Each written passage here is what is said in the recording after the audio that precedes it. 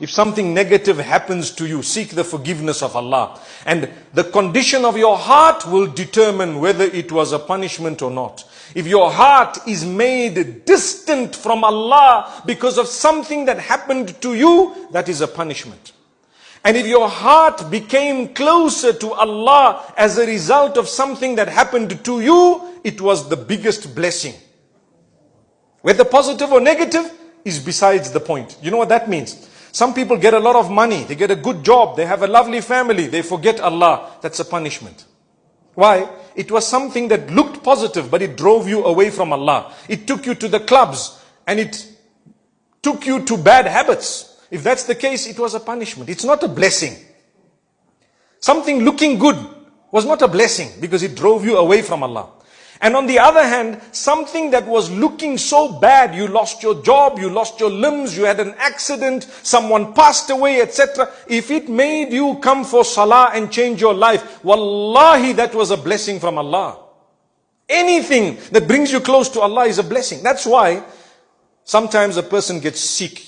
And he's a wealthy guy. And he says, I'm going to the doctor. Go to the doctor. Doctor says, we're doing all the tests. He said, yes, we're doing the tests. He gets the MRI and he gets this done and that done. Pause for a moment. May Allah grant shifa to all those who are sick and ill. Say Ameen. All those who are sick and ill. And may Allah protect us all. Ameen.